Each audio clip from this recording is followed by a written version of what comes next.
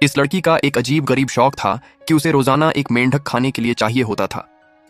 यह मेंढक अभी अभी बेहोशी से उठा था और जैसे ही तेज चमकते बल्ब की रोशनी उसकी आंखों में पड़ी, उसका होश धीरे धीरे लौटने लगा। तभी उसने दूर रस्सियों से बांधे अपने साथी को देखा जो बचाने की गुहार लगा रहा था, लेकिन अगले ही पल उस नन्ही लड़की ने उसके साथी मेंढक को बेरहमी से खत्म कर दिया।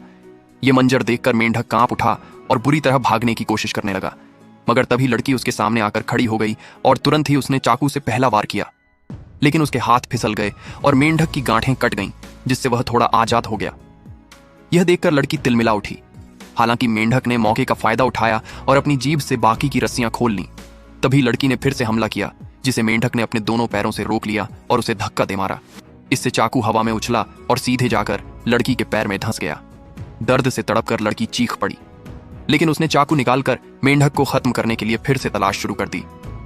उधर मेंढक टेबल के पीछे दुबक कर भाग रहा था। तभी उससे अनजाने में टर्र की आवाज निकल गई और लड़की को उसकी लोकेशन पता चल गई। घबराकर मेंढक कांच की बोतल के पीछे छिप गया, लेकिन लड़की की निगाहें उसे ढूंढ ही लेती हैं। डर के मारे अब वह उछल भी नहीं पा रहा था और धीरे धीरे कदमों से ही भाग रहा था।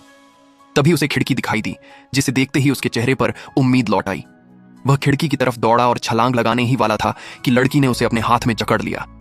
बचने के लिए मेंढक ने उसकी आंखों पर हमला किया, जिससे लड़की दर्द से चीख पड़ी और उसे छोड़ दिया। एक पल भी गंवाए बिना मेंढक भागता हुआ भारी तराजू पर चढ़ा और वहां से खिड़की की ओर छलांग लगा दी। आखिरकार वह लड़की के हाथों से निकल चुका था, लेकिन वह अपनी आंखें ठीक से खोल पाता उससे पहले ही एक और बड़ा हाथ उसे फिर से पकड़ लेता है। और जब उसकी आंखें दोबारा खुलीं तो उसने अपने शरीर को तवे पर सिजल करते देखा, जिसे प्लेट में रखकर अब लड़की खाने वाली थी।